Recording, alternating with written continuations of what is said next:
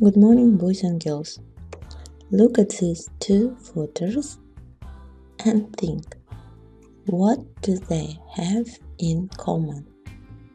What do they have in common? Что общего у этих картин, ребят?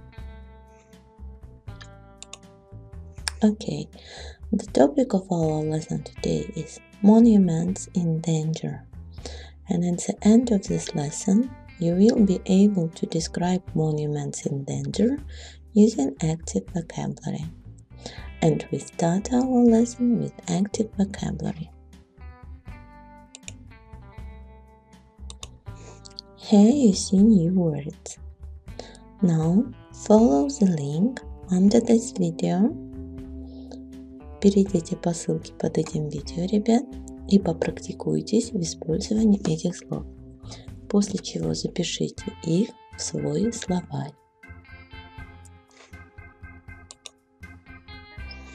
Now you see these two monuments.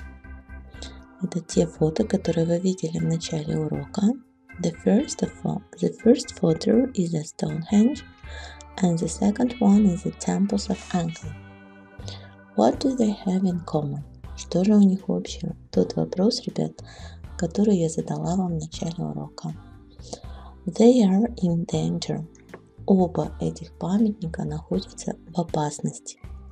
Now open your books at page 42. We are going to read the text. Сейчас мы читаем текст на странице 42. Open your books. Откройте книжки.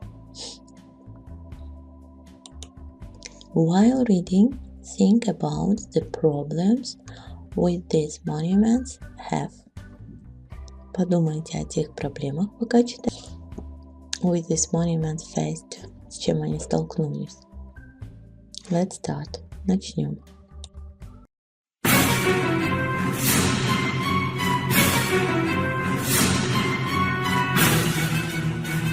Monuments in danger.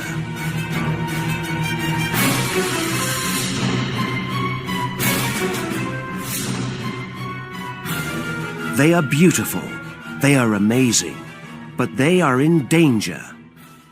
Rising seas, melting ice, and global warming threaten our cultural sites and monuments. But just as we are responsible for most of the damage, we also have the power to save them. What are we going to do?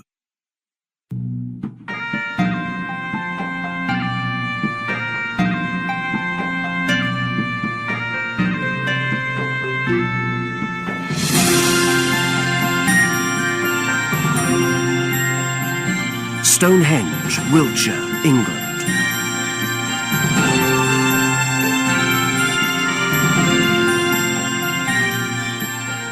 Stonehenge is a 5,000-year-old circle of giant stones. Some people believe it was a place to worship the sun. Nobody knows what it really was. 800,000 people visit it each year. Unfortunately, all these visitors have damaged the stones. Traffic pollution also threatens the stones. Authorities are going to try moving busy roads and car parks further away from the site. Will mystical Stonehenge survive for the next 5,000 years?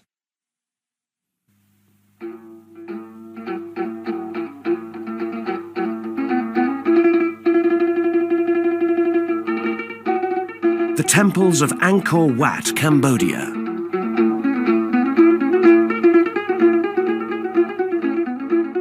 These temples were built in the early 12th century.